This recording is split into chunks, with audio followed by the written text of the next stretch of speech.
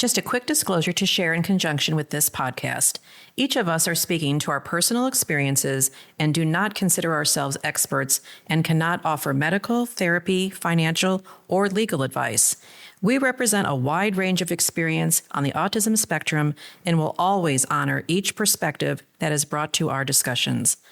Our experiences, opinions, and perspectives are all unique and different and will be celebrated. Thank you so much for listening and connecting with us. Thank you.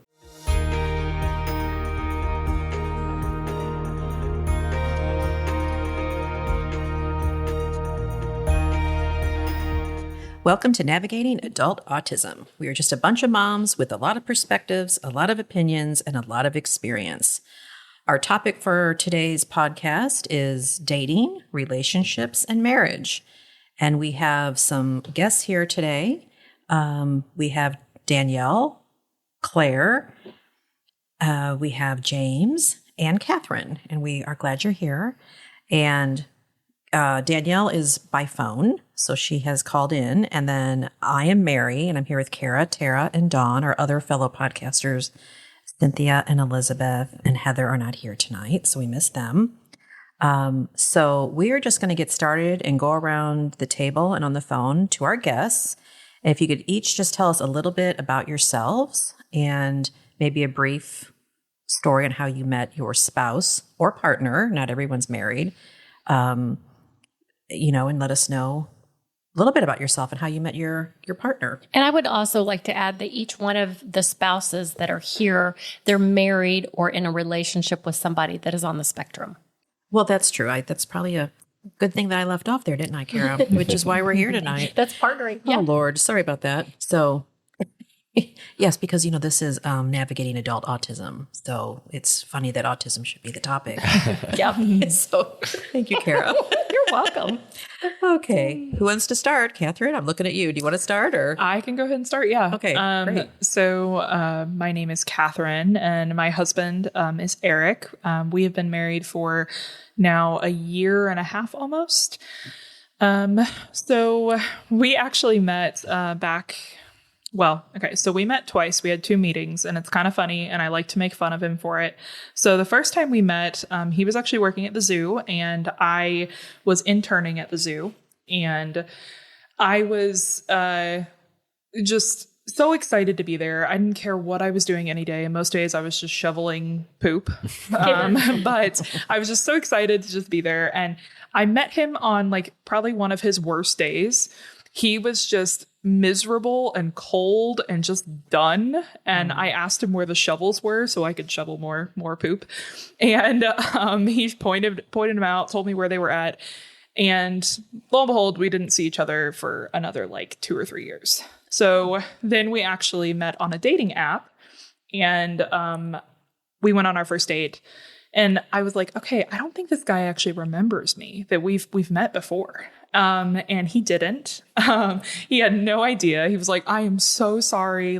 I'm so sorry I didn't remember you. So I still give him a lot of crap about it today that he didn't remember me for the first time we met. But we were all bundled up to the nines because it was that cold. Wait, did you know who he was on the app? When you saw him on the app? Oh, so you knew. Okay. I knew who he was. Yeah. I thought he knew who I was. And he did not.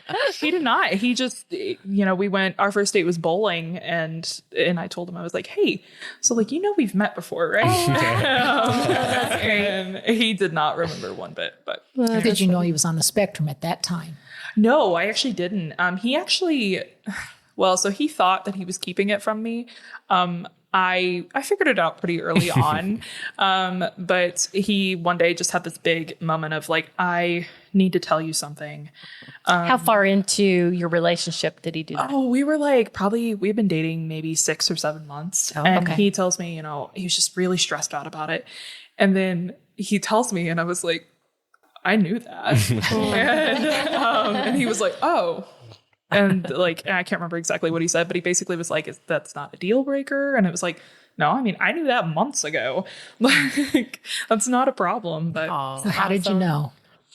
I knew actually pretty early on because I was trying to give him all these cues that I wanted him to kiss me. And he didn't get any of my cues. And I'm trying to be like, okay. You're standing across from puckering. I practically was. He didn't get it. No, he didn't get it. And I was like, he just must not like funny. me. And for a little bit, I was like, it's me. There's something wrong. Why is he still dating me? He doesn't want to kiss me. And then I realized, I was like, oh, for one, he's just really respectful.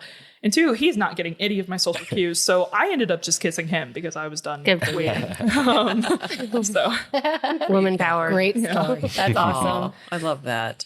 And you work full time and you have a baby, correct? I do, yes. I work full time. I work in foster care. And I do a little bit of case management still, but I actually do some more facilitating now of meetings. But I work in foster care, and we have a 13, almost 14-month-old baby, me and Eric do. And she is just absolutely precious, and it's awesome to get to see him as a dad too. He's just an awesome dad. And so yeah. That's so you can speak on parenting too. So. Yes. Yeah. Okay. Yes, which will probably be another podcast. Yes. Yeah. So James, what about you? Yeah, so I met Kaylee in high school, like our freshman year. I met through friends of friends at first, but we quickly became like part of a friend group where we all just like hung out and spent time together. But we didn't really start dating or anything until like our senior year. It was actually, she graduated a semester early, and it was after she graduated that we started dating. So it was like as soon as we weren't going to school together. I see. And I apologize. My wife's name is Kaylee. So we've known each other since about 2015. Started dating in 2019. So that's been just over 5 years now, almost 6. And we've been married for a little over a year. Nice. But yeah, and so we just met through some friends of friends. And then, like I said, just towards the end of our high school career, we just kind of grew closer and closer until we realized we had feelings for each other, and we started dating, and been pretty good ever since. And Dawn's question, how did you know? Like when Dawn said, how did you know? How did you know what? Her diagnosis. Oh. She's on the autism spectrum. Yeah, so Kaylee actually, she didn't know until probably a couple years into our relationship, about a year and a half or 2 years. So I mean, of course I knew that she was definitely unique. There were certain things that, I didn't see in other people that, she did, but it was just something that I always loved about her. Oh. And, but it was, I think about 2 years after we were dating, she started learning about autism and, neurodivergence, and starting to kind of see herself in those traits. And she did the diagnostics at Missouri State. I don't remember exactly what it was called, but it's something that they test for autism, ADHD, things like that. And that's how she found out that she was autistic. And it was kind of like this revolutionary moment for her. She's this relief, probably. Yeah, her whole life she kind of felt different, and she could never place it. She didn't understand why people treated her differently, or why she was pushed out of some groups until that moment. And and me at the time, I didn't know really anything about autism. I knew that a couple of my cousins were autistic, but it was kind of that stereotypical oh, they're just a little bit special. You just have to be a little bit more patient with them. And that's just kind of something that the adults in my family kind of set up.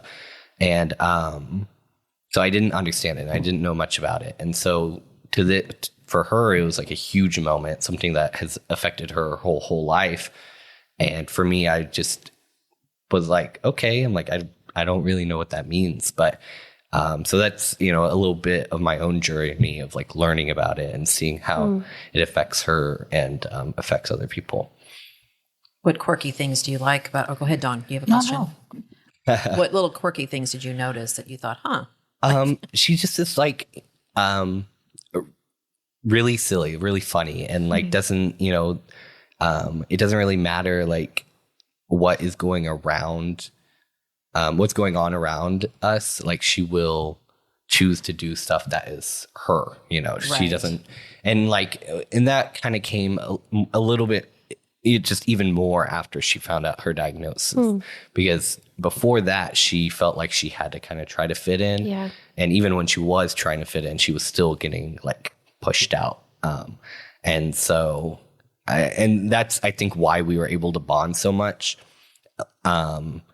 Because I was like, I'm weird too. So, I'm a little, interesting too. And I like to be silly. And so like, we found like that kind of like solace in each other where we can both be ourselves and Common both, bond. yeah. And both just like be our true, like unique and like goofy selves around each other. I love that. Oh my gosh.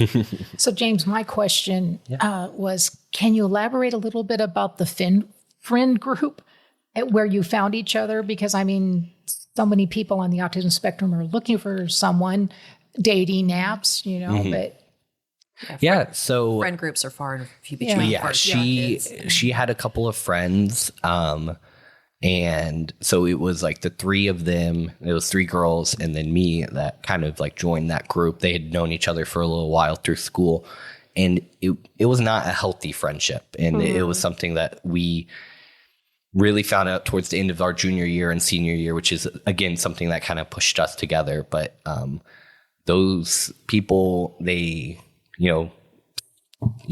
said that they were her friends and did stuff that was not nice. They were closer to bullies that kept her close because they knew that they could keep her around. And, they would do things that would be nice enough, but it was most of the time, it was like they kept her around to be the person that they could laugh at or like, That's frustrating. yeah. And so and that was something, it was like, you can't really realize when you're younger, especially like, being an autistic individual, you can't pick up on those, like cues too. You don't really realize that these people are like making fun of you or like consistently like going after you.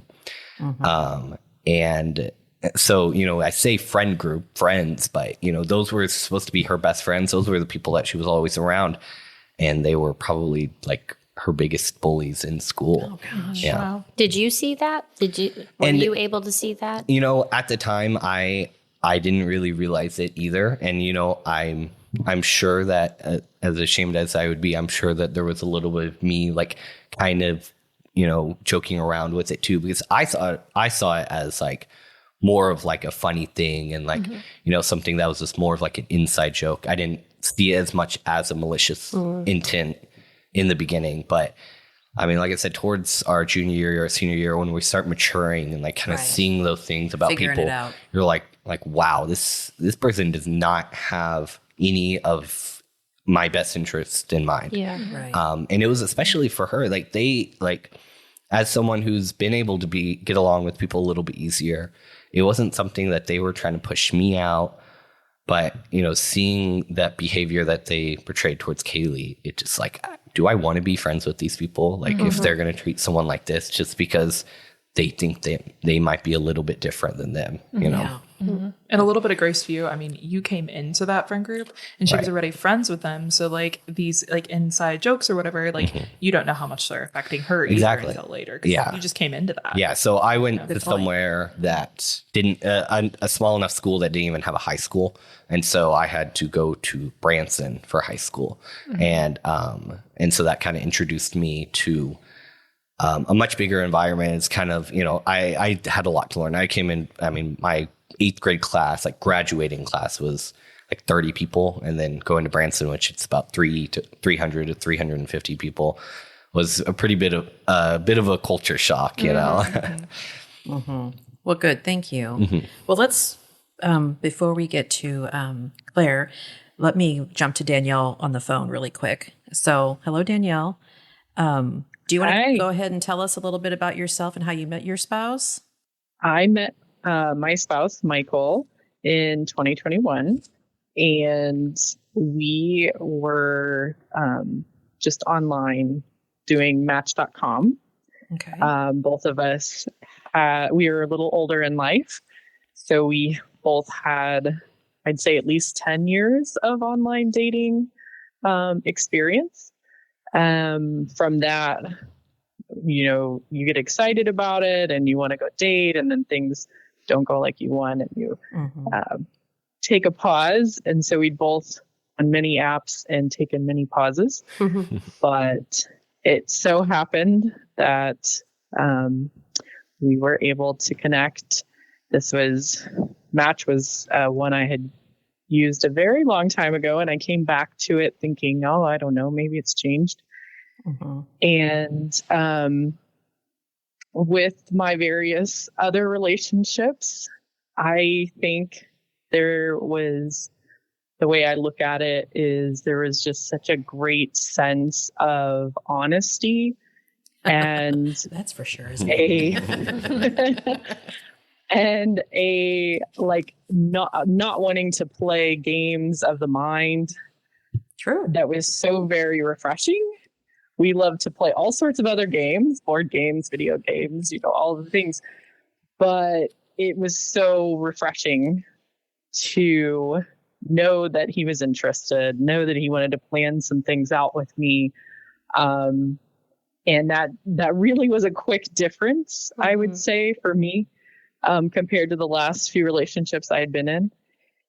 And so I work, my profession is in information systems. Have been doing that for a good while. And I would say it's funny now that we've met each other. I look around and a lot of IT jobs maybe lend themselves to folks on the spectrum, but I see the attributes so much more now that I've become a little more immersed in the world. So I bet. It kind of, that's kind of funny, but he travels quite a bit for work. So we actually just messaged like through the app for a good 3 or 4 weeks before he was going to be back in town. And I laughed so much because he was like, "Hey, I have a question for you." And I was like, "Okay." He's like, "What are you doing for dinner in 2 weeks?" And I was like, I don't know. He's like, "Will you go with me?" And so I was like, "Sure." And at work, it was the day we were going live with a major product. And that's kind of a big day. And I was like, "Hey, I've got a date tonight, guys. I will see you later." They are planners. Yes. So that was very fun. And I think some of the other things folks have been talking about involve like, how did you know? And actually, my spouse, as we were messaging back and forth for those weeks, he did go ahead and tell me. And so I hadn't met him yet to observe like really anything other than his writing. And so it made me a little bit apprehensive, but I knew in our dialogue, at least just in writing, that it was flowing very easily. Where some of the people I would talk to, it felt like an interview. Yeah. Where like, what are some of your favorite hobbies? Swimming. And then like nothing comes back. Yeah. It's like, okay, you can toss the question back to me, or you can come up with a new question. And so that part wasn't there.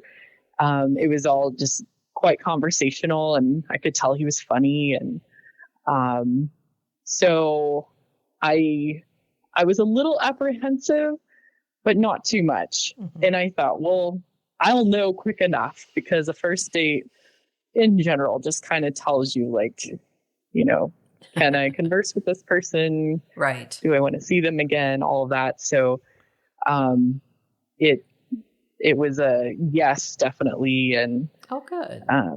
So it was a good experience. The first date was a good experience. It definitely was. Oh, How long did you date before you got married?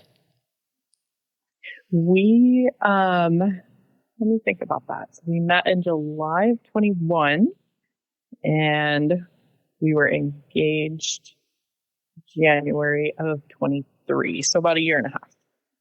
oh, good. And you've been married for before a year engagement. And yes, been married for a year. now? Okay. Oh, good. I always have said that,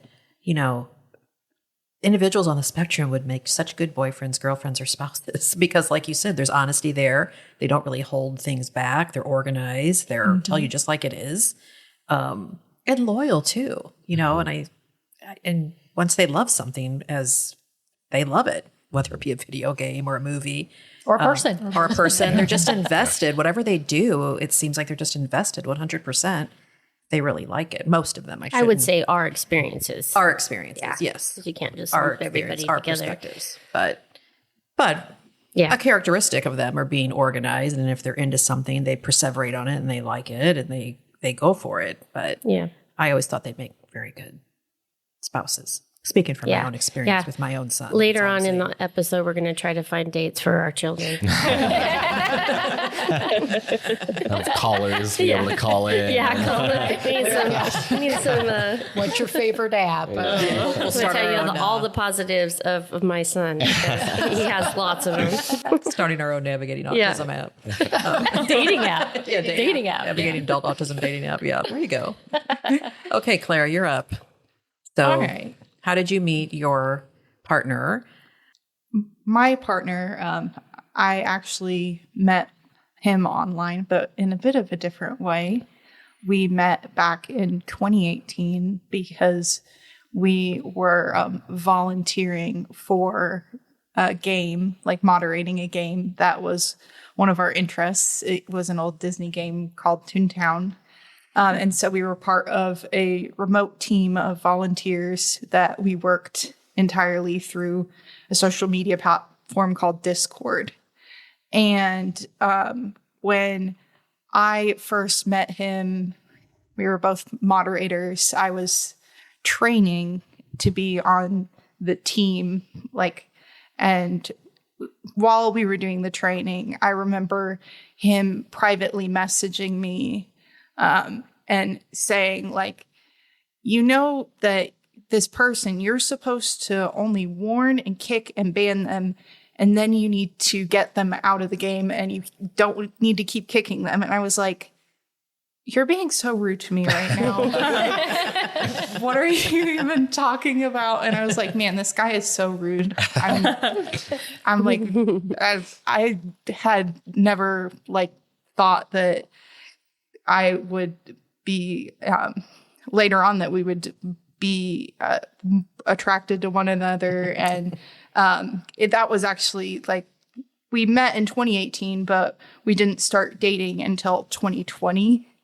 So there was a time when we were just friends and sort of coworkers on this team. And when we had started getting to know each other, I didn't know very much about autism, but I had worked as volunteering in different special education classrooms at Camp Barnabas. And I kind of wanted to work in special education, and disability services was something that was an interest to me personally. However, I personally did not know or find out that I myself was also on the autism spectrum until we had started dating. That wasn't the only factor that influenced my decision to look into getting an autism diagnosis for myself. My sister was also diagnosed at that time with autism. And so that was sort of the thing that propelled me to seek out a diagnosis. But we spent the first year and a half of our relationship long distance. We primarily dated through this platform, called Discord. And so we spent a lot of time during the COVID pandemic on video calls. We would literally stay on a video call while we slept. Oh my gosh.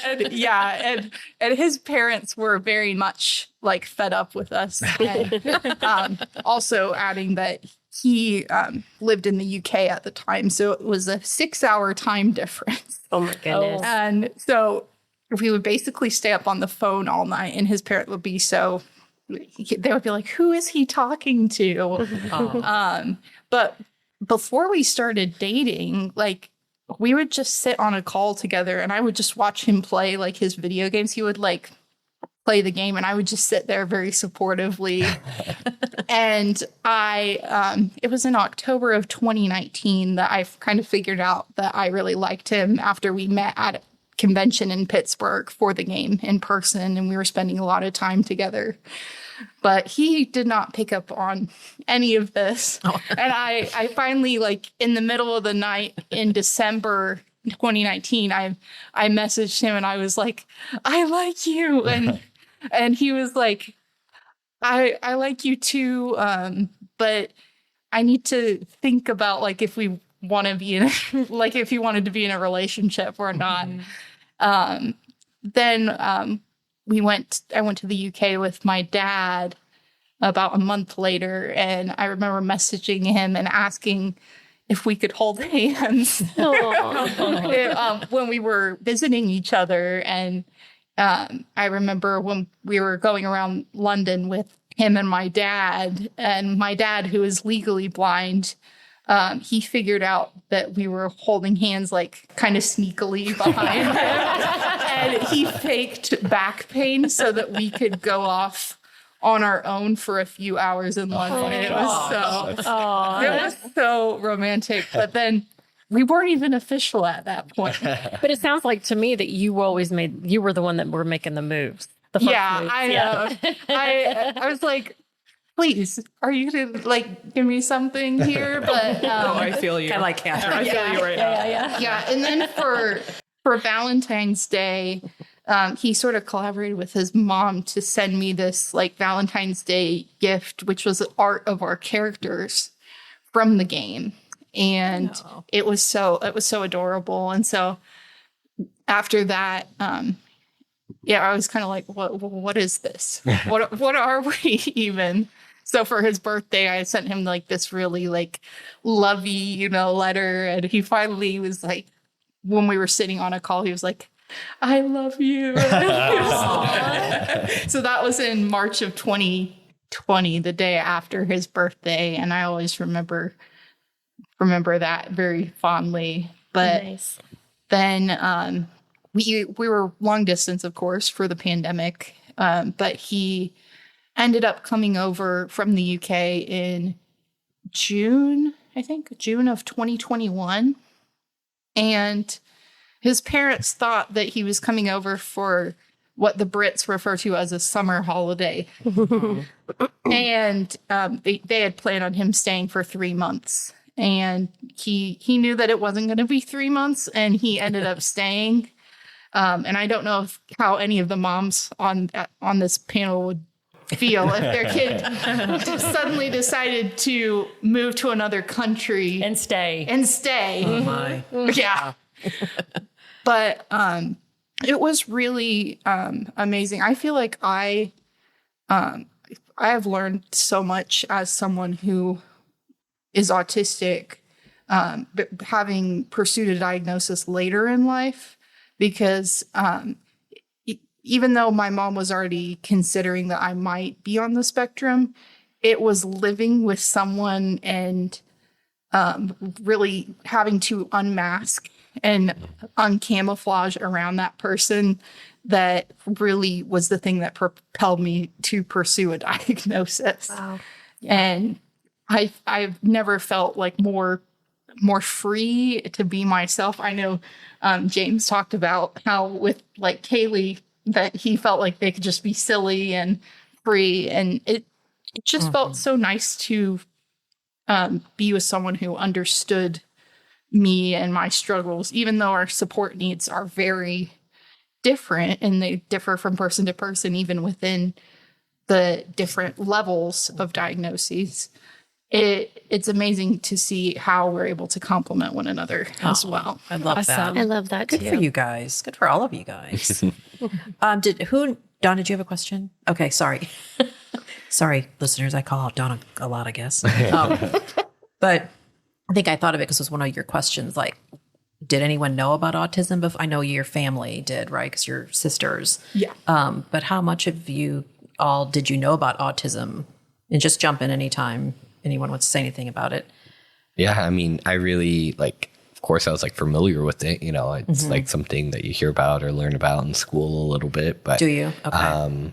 not something that I knew very much at all. Like I would like compared to what I know now, like I would say I knew like nothing about it. Okay. Yeah. Okay. You didn't seek out any resources, books? No, You mean before or after? Dawn? Well, as you're becoming maybe more aware.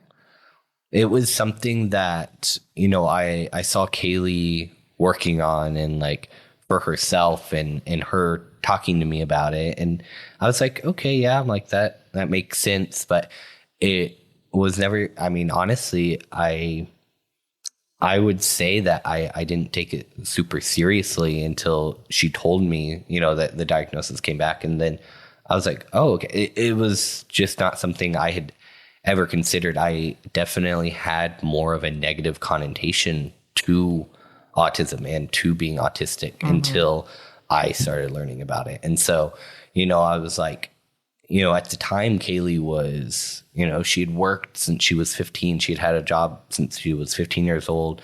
She drove everywhere. She, you know, we went to college for, like we were in college when she found out. We had been going to college for about a year and a half or 2 years. And so it's not something that I was just like, well, I'm like, this person seems like they're, you know, like she's doing all this stuff. Like it's not something I thought that people with autism could do. Yeah. Very naturally, which, you know, pretty soon after she was diagnosed and started like Claire said, with like unmasking, you know, kind of realizing this, how she's acting differently around other people just to fit in and how exhausting that can be. And she, you know, ended up experiencing burnout and, you know, couldn't get herself to work. I mean, I remember like days that she would have to work that she would just be crying, begging me to basically she was asking for me to say it's okay if you don't go into work. And like, you know, even at the time I was like, in my mind, you know, it's something like, well, everybody has to work. Like you have to go to work. It's not an option. It's not like you can do this or you can't, like, but she was just looking for someone else to kind of, can't think of the right word, but just kind of like validate or not. Yeah. To validate that. I've had that same experience whenever Eric's been in a job he really doesn't like, to where he will just continually, and I'll be like lying in bed or something, and he'll just keep saying, oh, well, this and this and this. I'm like, he's trying to get me to say, just stay home. Yeah. You know, you're fine. You don't need to go. And Yeah. So I have a similar experience with that. And I think once he found more of something he wanted to do now, like we don't see that a lot, but I definitely have been there with that. Yeah, I definitely see that as well with my partner, Alex. Like, especially, like, I remember when he works in an IT job now, but I remember when he worked at Walmart and he would always like ask, You're okay. he would always like be like, I want to stay home. Can I please stay home? Can you let me stay home? And I was like, I am not your mother. Exactly. Yeah. You're like, I'm not here to make these decisions for you. But, you know, going through like what we call, you know, burnout is it's, you know, Kaylee, she wasn't working. She wasn't driving. She wasn't really going anywhere. You know, there were a lot of rough days. And it was kind of just like the buildup of pretending that she could function and could, you know, not that she can't function, but that she can do everything that she was doing at the time, going to school, working. And it just kind of all collapsed on itself. Yeah. And so, you know, when we talk about like me, like learning about her having autism and stuff, again, like I was just like, she was doing a really amazing job, or a really good job of kind of fooling herself of what she is like capable of. And, you know, she's come to terms with it now. And like, she's a much better place of like, she's like, I can't do, you know, all of that. I can't, she's like, I might not have a full-time job. And, you know, but she's like gotten to the point where she's driving again when she wants to. And she is doing stuff, you know, she's been dog sitting. She's been getting her substitute certification to do that. And she's just finding what does work for her, without not being true to herself or overextending herself. So what I'm hearing is sometimes they have trouble regulating their emotions, maybe what they're feeling.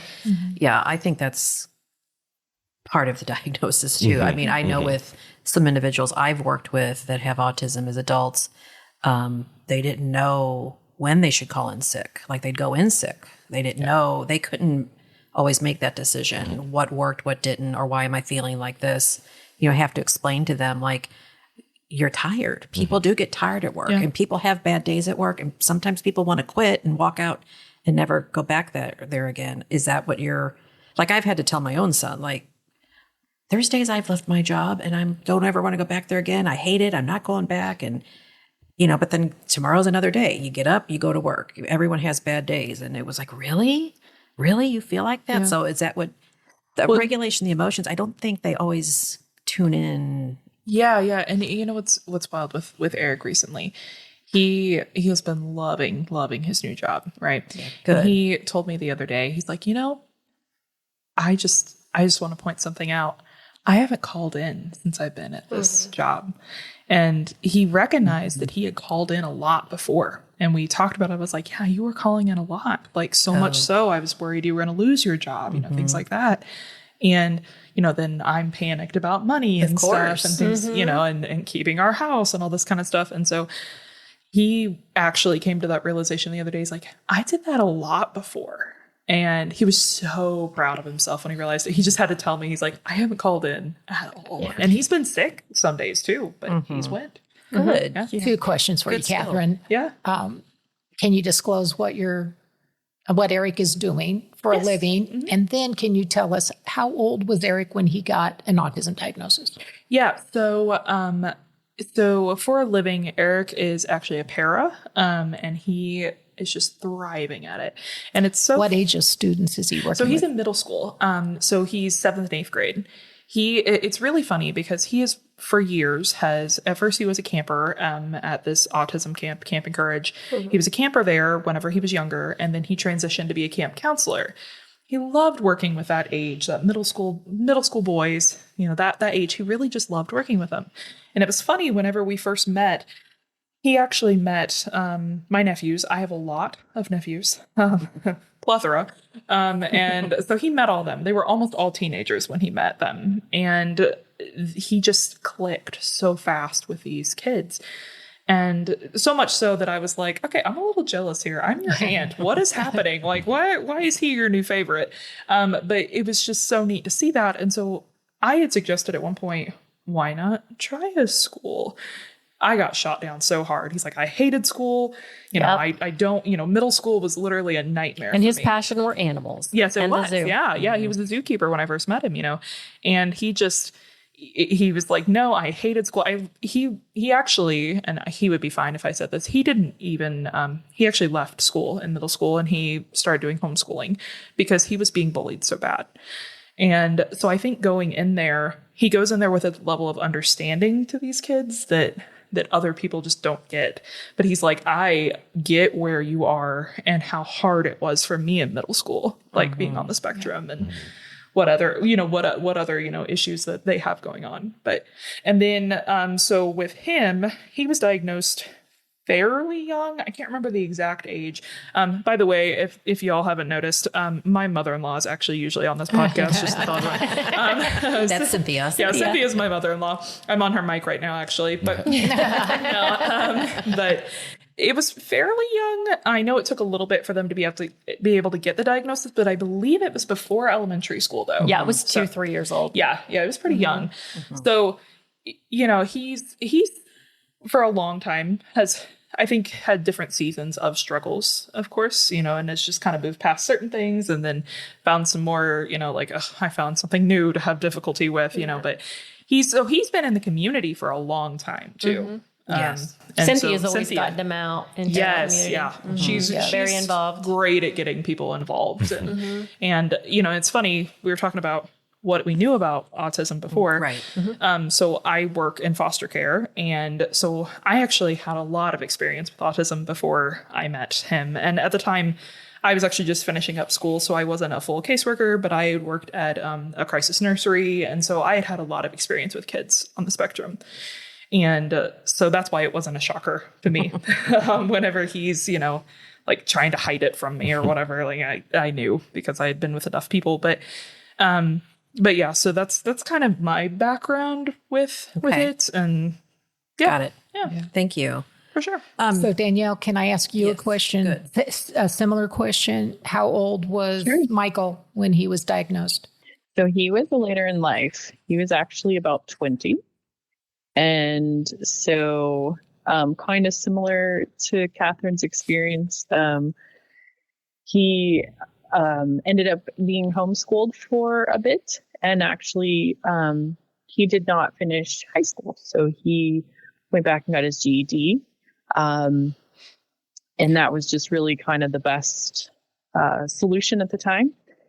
And I've heard his GED score set some records in the state of Missouri. Oh, well, it could have. I haven't heard that. I need to get more information. You might know more about him than I. I'm sure I've heard him say. Okay. Well, You're going to investigate that, Danielle, after this podcast's over. You're going to. I sure am. Yeah. Dawn is our investigator. I've got the impression you've married a very smart husband. I was going to say it has not ever become a thing because he's so very intelligent, and it is a little hilarious at times because he keeps up so much with current events and I don't. And so there'll be times where I'll say some pop culture reference and I'll be like, oh, there's no way he's gonna know what I'm talking about. He'll be like, yeah, I know what you're talking about. Okay, all right. Or he'll come up with a book that I'll think, oh, I read that as a senior in high school, and so I don't know. And oh yeah, I read that, and just different things. So it's cute. I think, yeah, there's everybody has their own path, and I would say that even just because there was an amount of he's on the road quite a bit and almost this idea of like a little bit long distance, I kind of surprised myself for even wanting to pursue the relationship, where in the past I might be like, oh, that seems like complicated. I'm not sure that that's really what I need to be doing. And I heard, I think it was Claire was saying like, wow, you had a whole country difference. So you guys really like that was a lot to kind of be juggling. It takes as a lot well. of effort. A lot of effort to do, like, you're saying traveling and then the long distancing. That's a lot of effort. Yeah, and add a pandemic to that. Yeah. Did you know a lot about autism, Danielle, before you met Michael? So I knew a little bit. I had exposure just here and there of a friend who was like a therapist in college who was helping a young child, and she'd come in and be so excited because they'd gotten in, grown their vocabulary a certain amount or something. And I would say probably minimal, but right around in the year or two leading up, I really was kind of getting more interested. And I think that's how things kind of work in mysterious ways. But I was watching I think they call it a blogcast or video blog, something like that. But it was called Fathering Autism. And I think it was on Facebook. Facebook decided that this was something I'd be interested in, and they were absolutely right. Yeah. So it was following this family around, and just kind of the day-to-day things that they would explain, taking their child to school, or just different projects that they would be doing, or like I saw one that I thought was very interesting. They were attempting to prepare their child to go to the doctor. And so they had someone come in, and that person was saying, okay, well, when you're at the doctor, they're going to put this cuff on your sleeve, and so it was like this opportunity to experience things before being in the moment and completely surprised perhaps, and just startled and not in your own environment and things. And so just kind of watching a little bit how their family navigates, and they'll say, hey, today, their daughter's name is Abby. They'll say, Abby's not having a good day today. So, I'm going to have her still go for her walk because that's just good. But we're not going to push her a whole lot today or whatever it might be. That it was just very interesting to me. And I liked the approach of that family. It felt very, very loving and informative. And if ever there was a meltdown, they would stop filming and say, that's not what we're here for. We're not here as a dramatic thing.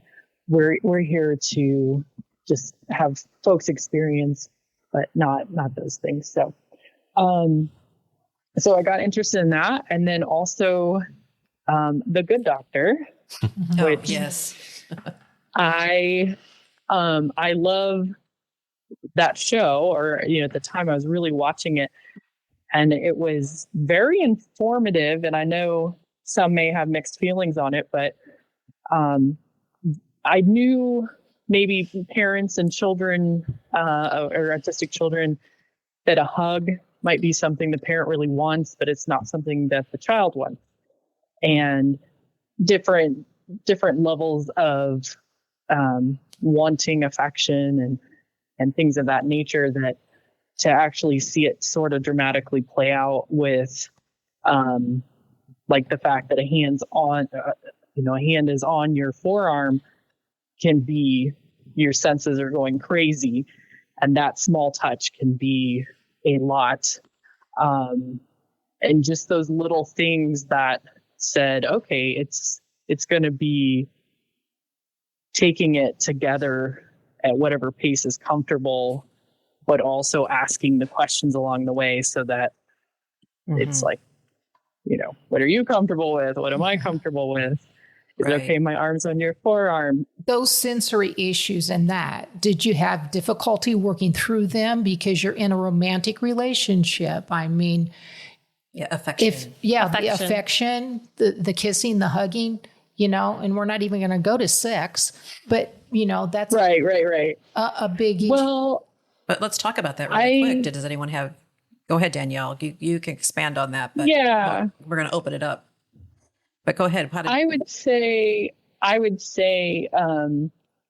that we didn't have issues. I just tried to take it at a slower pace, and he actually appreciated. And I think someone else said, they were like, "Hey, okay, I'm going to take that first step." Right. There was something that was like, "Okay, I think you've been, you're on board." Yeah. You always have done that. And it's just needing that little bit of push or guidance, possibly, right? Because they may not have been in a real serious relationship before, and so they didn't know. And just letting them know that it's okay too, because sometimes I know, at the beginning of Eric and I's relationship, sometimes he would be like, I don't know if you're comfortable with that. And he couldn't tell that I was comfortable with it. And so just couldn't read it. You couldn't verbally telling each other. Yeah. Gotcha. So yours went well, Danielle, then, like affection wise and yeah. Good. And in fact, my husband loves to hug. So that's that one little piece of information that I knew from prior. I quickly knew that wasn't going to be an issue. So I was like, okay, wonderful. That's right. Some people on the spectrum like that deep pressure. I was just going to say, we can't, there's always this idea that they're not affectionate. But Zion is the most affectionate of all my children. I mean, he would be the one to be hugging his girlfriend all the time. And he doesn't have a girlfriend, so we'll talk about that later. But he would be a very good boyfriend because he's so affectionate. He just always shows you that he loves you. So, So, and actually, Catherine was talking about just guidance, but I mean that's good for any relationship because there's consenting to different steps in the dating process is always, at least in today's time, and it should have been in the previous times, consent is, guiding, and consent is always a smart move. Yeah. Well, and Eric is very similar to what you're saying that your son is. He's very like physically affectionate. Like he's always giving hugs. Like, I mean, it was a good thing because my family is a very huggy family. So, you know, the moment they met him, they were hugging him, but he was great with that. Yeah. You know, he's very much, he hugs all of his friends and things like that. So for him, that was pretty natural. But the relationship aspect of us, you know, just, and obviously, like, we're not talking about not even just saying like sex or anything, but just like being like physically, like just intimate, you know, and just with each other. And like that part of relationships, we went our relationship was very slow and really we just let it develop. And it was I'm just wonderful because I had never been in a relationship like that before. I felt like I was always pushed before. And Good point. just, I wasn't ready for whatever it was, even kissing someone. Yeah, I just wasn't ready. But like, it just was so natural. I felt like it just kind of, you know, but yeah, I think with, you know, like I said, sometimes I do have to give cues of what, you know, something like if I want to kiss or whatever, or something like that. But there's sometimes actually, and I don't ever have to verbalize it, but he gets what I mean. He actually really likes playing with my hair. And if it's in a pony, he will mess with my hair over and over and over again. And eventually I have to just kind of move his hand away because it'll just get me. I'm like, okay. I'm done. Stop. But, you know, usually when he's playing with my pony, it's fine. But like, he'll do this. He'll keep moving his arm and then putting it back, and it like pulls my hair a little bit. And so I'm like, okay, I'm going to push it up, put his hand back, and like trying to tell him it's okay. But like my hair is getting pulled here. But no, he's very much like with my hair. It's funny. He's always messing with my hair. Yeah. Alex is the same way with my hair. Oh, really? We kind of encountered that because he'll play with my hair as well, but I've also had to tell him like that I have a lot of sensory issues relating to people snagging my hair. Yeah. But I definitely agree that he's very loving. Like I'll be like cooking in the kitchen and he'll come behind me, like give him a big squeeze, you know, and just sort of like, and I also think that there is a lot of like just intimacy in just, like, I don't know if any of you guys are familiar with like parallel play, but like just sitting there doing an activity together. Yeah. And like sometimes we'll just lay in bed and I'll be on my laptop working and he'll just be watching some YouTube video and just being in each other's presence. And I think that is a very much like an autism love language of just being with each other and being there to be close to each other and support each other. Yeah. That's right. That's good. James, what about you? That's in general, I would say. Yeah, I was going to say, But I can't get Jason to play with my hair. I wish I could. I know my husband be like, what? Is that a stem? Playing with hair? Yeah, I wonder if that is. Do you think? I think it is for him. I've noticed. I really do. Can I just say, I do twirl my hair all the time, and I have as a little girl. I'm not on the spectrum, not that I know of, but I did that constantly when my parents told me to stop. But I even do it now that my hair's grown longer, and my husband will say, "What's with the hair twirling?" Like I like it. So maybe it's just a self-stimulus behavior, which is stimming. Yeah. I've noticed he does it more when he's nervous too. If we're like if we're in a group of people, even if they're people he knows really well, if I can tell he's starting to kind of He'll play with your hair. down, he'll play with my hair. Yeah. Well, you're his safe spot, probably. Yes. Yeah. I love that.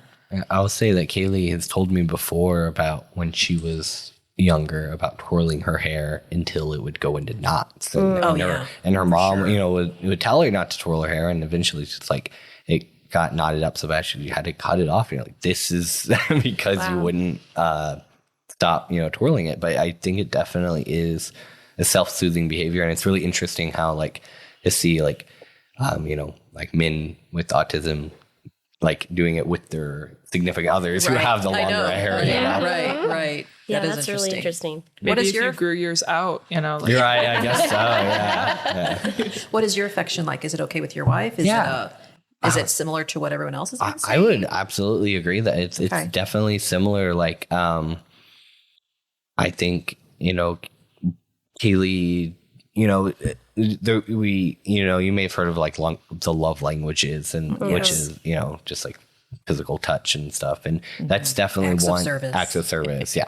And so Kaylee is definitely someone who physical touch is lower on the list. I wouldn't say it's like definitely like There is no like physical contact or anything, but it's, it definitely isn't something she always enjoys, Most of the time, what some of her favorite things to do together is work on a puzzle and like watch a TV show, and that's something that she enjoys. And so similar to like that parallel play that Claire was talking about. That would be quality time. Yeah, quality time. I was just going to say. Quality time. She's definitely more of a acts of service, quality time type of person. Putting a neurotypical spin on it. Right. Yeah. Right. And I will say that it definitely is different than from the beginning of our relationship. And I've, that was before Kaylee like was diagnosed with autism. And she's told me before that she felt a pressure to like engage in like more like physical touch aspects because she felt like that's what a boyfriend would expect, or like she had been in past relationships too, and so it's just kind of like what she just thought was what she was supposed to do. Right. And as we've kind of like we've been together for a long time, and so as she like was diagnosed, and she's like kind of realized that I'm not going to put that pressure on her. It's not something that is just going to be expected. It's kind of like, something that we, the physical touch is kind of like a backseat to our relationship, and not saying that we don't, love each other and kiss on each other. Of course. Are physical, but it is something that is not the like top priority in our relationship. Right. Well, I've been married for over 30 years, and when you said the relationships kind of changed a little bit from you, relationships do change, right? Over time, and you just learn to grow with that person. And so that's a good thing. Yeah. Nothing wrong with that. Yeah. Well, putting another spin on it, what about meltdowns? Is there any classic autism meltdowns that your spouses or partners have, or have you experienced one, or your first one? Right. Do you remember the first meltdown? Or are they still around? Maybe they don't have them anymore. I don't know. Or even if they don't have meltdowns, how do they deal with, how do they process how do they process it? If it, because they may not have the classic meltdown. It may just be like burnout, or overstimulated. Yeah. How do they calm down? Do you help calm them down? Are they able to calm themselves down, or is it like a team? So I can talk a little bit about this with Eric. So he loves his mother to death, but he can get very frustrated with her. And sometimes that can trigger Listen, Cynthia. him. Yeah, she knows it's fine. But, it can sometimes just conversations with her can really just trigger just a horrible mood for him. Yeah. And he says it to me over and over. He's like, it's not that I don't love her, and she knows it. It's just sometimes we just don't mesh well. But so sometimes that can trigger it, but he'll just in general being like just overstimulated. Like I said, I have a lot of family, and so sometimes that can overstimulate him. And so he is, though, and this is actually a little sad, and I like to make jokes and be funny, but this is a little bit sad, but he has actually told me once, and I like cried about it, and I'm not going to try to not cry about it right now, but he told me, he said, I'm so sorry that you married someone like me. Yeah. And I'm going to get emotional about it, but he said that to me, and I was like, no, I love every part of you. It's not to be celebrated. Yeah. It's not a problem. If we need to leave, it's okay. Like, they're still going to be there tomorrow. Like, but if, you need something from me, it's okay. But he said that to me. Oh, it just about broke my heart because I was like, this is not like an issue, it's really not. And, he'll compare himself, I think, to like, well, if I was normal, you wouldn't have to deal with this. And like, I'm really sorry. And he just feels really bad about it. If he does have some sort of just being really overstimulated, or he just, I don't know. I feel like meltdowns look different for everyone, like we were saying. Sure. But like, if he like has this like moment of just absolute frustration of whatever it is, but he'll just take a step back and be like, I'm just so sorry that but when he said that to me that one day, I was like, no. And I cried about it. And he thought he hurt my feelings. I was like, no, I'm crying because you think that. Yeah. Right. But yeah, that's kind of, I know whenever he gets really overstimulated, typically for us, I can, like, let's say it's at a table or something, I am just able to like touch his leg under the table. And it kind of starts to center him if it's like at the beginning of him being frustrated. Besides that, I might just hug him randomly if I notice it going on, and I can kind of tell from there, and he just kind of relaxes a little bit into me. So you can see it. Yeah. Oh yeah. Okay. Yeah. I see it well before it's going to happen. Because moms see it too. So I was just going to say that's exactly what we do. Mm-hmm. Yeah. Well before it's going to happen. Correct. I start to know. We can see it. Yeah. Yes. From across the room. Yeah. Yeah. Good for you. So, yeah. What a good one. So thank you. I very much relate to Catherine's story. Oh, do you? Yeah, we might get to this, but I am a very social person to the point that I get a lot of invites to house parties and different things. And there was an annual party, and it was a costumed Halloween party. And I was like, well, this is an annual thing. I would love for you to go. And literally there was panic. I had to like set the food down when I first got in. And so I had to like navigate away, and there were a lot of people. And I got back to him, and I could tell things were not good. We were at, he was in a full panic.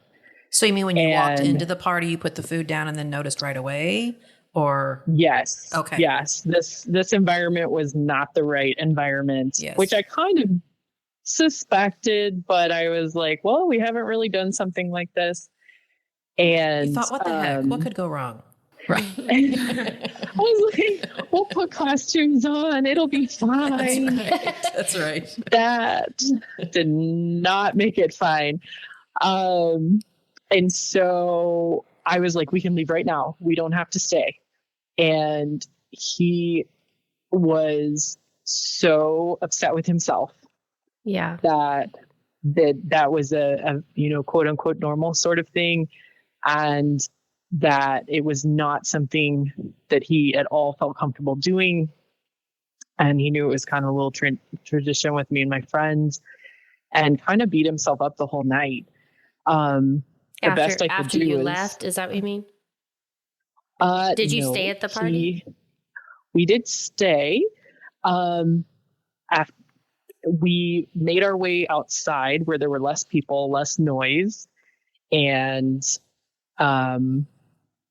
he, for better or worse, made it through an hour or so. And then, because the whole time I'm sitting there thinking, come on, we can go. Like, this isn't fun for me to see you in like physical pain. Yeah. Being in this, and it is not worth it to me. This is not what's important. And eventually he asked that he go sit in the car, and I said, okay. And I was there another little bit of time, and then we left. But very similar messages that night of, I hate this about myself. I hate that that something like this is debilitating and painful, and kind of hurts, for you already know they're in pain, but then to hear them say those sorts of things, it was hard to reassure, because only so much could. But now that we've had that experience, there have been a couple of others, and we use it as a judge. Like, we'll say, okay, well, we went to the Christmas party. Yes. Would you rank that above that or below that? That's good. That's actually really good. That is a good idea. You could do like DEF CON, or what's that thing where the alert system where it's 1 through 10 or something? Right. Yeah. So then do you think you pushed him? I mean, it was all obviously dysregulating, uncomfortable for him. Because of that experience, the next time? I mean, or is he willing to go to the next Halloween party, do you think? Even though absolutely not. no, No. Halloween's definitely out. Well, Was it also the costume? I was wondering, like, did that have a layer of him being uncomfortable? There was, yes. Yeah. Interesting. There was an amount there. And I love theater, and these are my theater friends. So we love Halloween and some were very elaborate. And I feel it. Yeah, I just totally misstepped. But at the same time, actually what it did was give me apprehension for the wedding is what it did. Oh, well, good point. Oh my. Yeah. Well, was it because he couldn't see people's faces to figure out their emotions? Because I know my son loves to dress up, but he hates it when other people are wearing a mask. Like he can't read their facial expressions. So, I mean, do you think it was that or could he say? I probably should dig a little deeper into it. I think having not met many of them before, that combination of stuff sounds like the costumes, the noise, the new people, the feeling, just yeah. And the fact that I left his side within a short period of time, I think just kind of took his whatever little level of security he had and put it over the edge. Yeah. And you haven't had their whole life to learn, like as a person who's dating a person on the spectrum, it's like you come in, and if you don't have a lot of experience, you're coming in sort of not blind, but like us moms, we've had, Zion's 21. I have had 21 years to figure out how much more he can tolerate, at this point in his life compared to, at 16 years old or whatever. So that's a really interesting perspective that like you come in blind knowing that, past Halloween experiences, he was able to or wasn't able to, but you're going in right away into a Halloween party and finding that, that frustration right away that we've sort of, that's definitely the difference between moms and we've lived that a lot. Yeah. Well, and Tara, to kind of point on something you said there, I think that was something that Eric liked about starting a new relationship, though, was that I came in blind. Yes. And that I came in not having any preconceived notions about how he was going to react to things. I love that. And that's so true. I think that was something that he liked. You didn't interview Cynthia for... Well, and that is so true, because I think that maybe some of our kids get frustrated with us because we're always trying to create a safe space around them, just like I'm sure Cynthia does. Yeah. I'm sure that we do, or I do.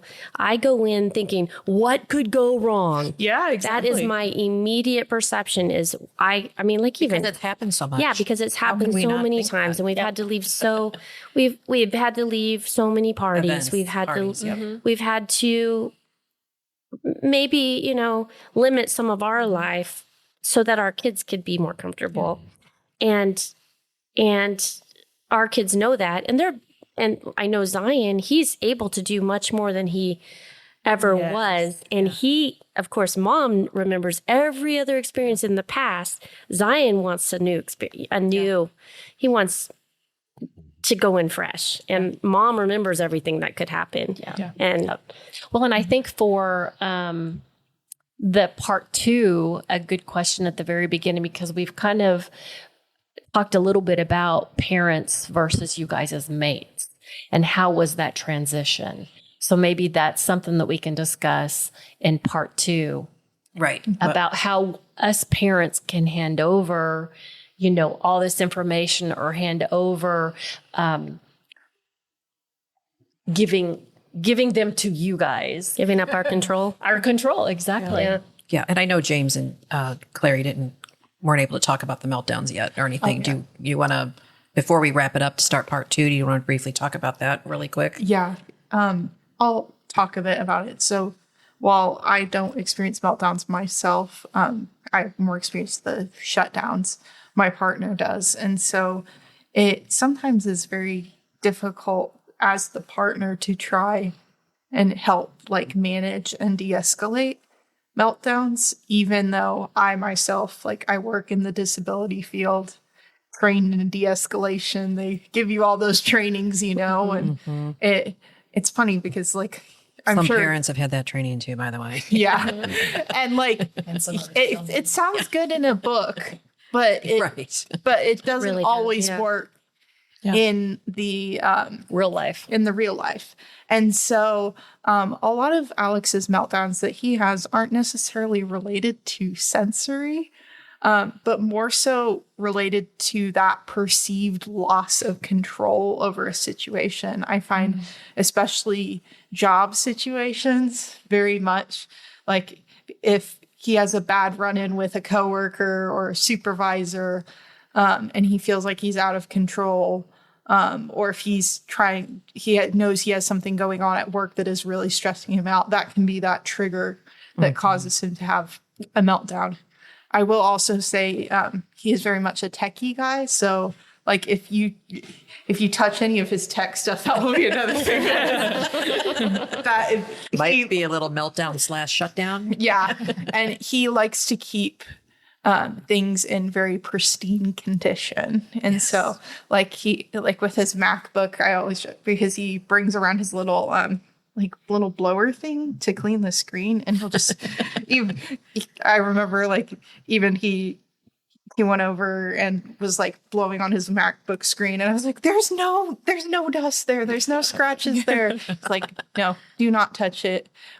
But adding to that, like sometimes it can just be very difficult to manage, and especially we live in an apartment, and so noise complaints due to meltdowns, it's really hard. We have thought about putting a sign on our door so that people know, like, hey, there's nothing like necessarily violent going on. There's nothing violent going on. This person is in crisis, and adding another person to that situation will cause them to become more escalated. Yeah. And thankfully, our complex has been fairly understanding with us, and but it's always like he always gets embarrassed if like someone knocks on the door, you know, and asks what's going on. And usually by that time, we're on the phone like with his parents trying to talk him down, but it is hard with that long distance aspect. And I know in past that they've considered like our son is an ocean away. How can we support him during a meltdown? Sure. Yeah. And it's also a learning skill for them too. I think eventually maybe you'll learn like, you know, maybe I need to tone it down a little bit. It's like a real life lesson, you know. Exactly. And I feel like, but I feel like hopefully like people are becoming more aware as well. That's true too. Right. But also like going back, I know we'll touch on this a bit later in part 2, but it's also hard with the parents because they're like, well, you're being too soft on him. Yeah, you need to be harder on him. Yeah. I'm like, I am not his parent. I am his partner. Right. So, Yeah. But You're advocating for yourself then. Yeah. Yeah. And I'm also trying to manage like my own like sensory overload while also trying to help another person regulate themselves. But he does really well with deep pressure. Like, so we have like weighted blankets that we can use, and hugs, especially during those stressful situations. And I think also like being able to be like distanced, but still like present with one another, you know? So like, I find that like, sometimes me being around can sort of rile him up if he's already, you know, he's already like, I always think about the crisis cycle, you know, when people are at the top of the mountain. And so giving him his space and letting him calm down and just being there if he needs it, you know? Yeah. Right. Good for you. Do you want to wrap it up, James, with your little, and then we'll go on to part 2? Yeah. So I can absolutely relate to a lot of what Claire is saying. And with Kaylee, you know, being sometimes like, if she's having a meltdown, just be like, either help me or leave. Like, she's like, I can help myself, or you can help me. I cannot help myself while you're in here. And while you're, like while you're like, it's like almost like frustrating that, someone else is there and not doing anything to help. And we do run into a little bit of conflict sometimes when usually if it's something that I've done to upset her, it's hard for me to step back and give her the comfort that she needs, because it's like still like I'm like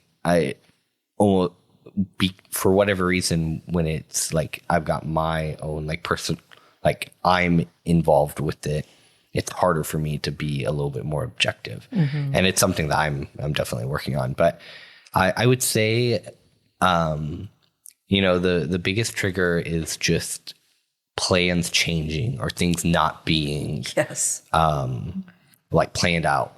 And I mean, I could go on for a long time about, different ones, because I mean, like, I remember one was like a friend's wedding that we were going to, but, we woke up late and, and I'm the type of person, I wake up late a lot, I rush around, throw stuff on, and I'm like, I'm good to go. And she's not like that at all. She's like, I'm about to be around all these people that I don't really know. I have to have the time to prepare myself, not just like getting ready and like putting on makeup and stuff like that, but just mentally prepare.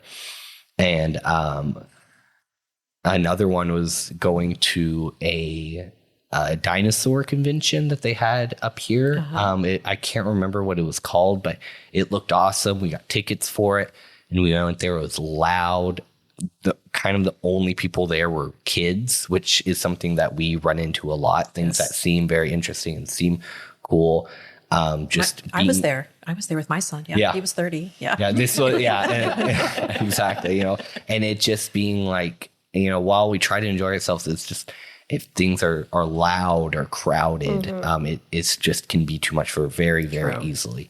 But I would say that she's come super far, and as well as working with her doctor to be on like certain anxiety medications have helped a lot with the social anxiety perspective of it, because we went to Wingapalooza recently, which was crowded and loud and busy, and she did fine.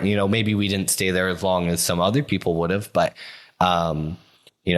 we enjoyed ourselves, and it's really cool to see how much that stuff is helping, and just how much more comfortable she's getting with doing things like that. But like just the other day, this was very recently, I had told her the night before that I was going to get breakfast and a drink for her, something that I do a lot in my morning, on my like days off in the morning. And I just didn't have time, it's some things happened, and I got home and she asked where it was at, and she was upset because, I had told her that I was going to do that. So anything like that, where she has this expectation and it doesn't go through, it's may not always be a meltdown, but it's going to be a point of like contention. Yeah, exactly. Yeah. Right. Well, this has all been very interesting. So listeners, please stay tuned for part 2. We're going to continue the conversation with our guests about dating, relationships, and marriage. And stay tuned for part 2. And Tara, everyone can find us, or should we wait for part 2? I totally forgot. This is my job. I usually have it written down. Mary always knows that. No, I can remember it. Okay, you can find us on Apple and Spotify, and on our Navigating Adult Autism website. We have 5 episodes on the website, and then it sort of scrolls up, so you have to find the past episodes on Apple and Spotify. Then also you can check us out on the Facebook and Instagram. And if you want to talk to us, it's moms@navigatingadultautism.com. Yeah, and follow us and give us a good rating. Yes. But also, Danielle, stay on the line, and we'll get back to you in 1 second. And then we're going to continue the conversation. So tune in for part 2. Thank you. Bye. Thank you. Bye-bye.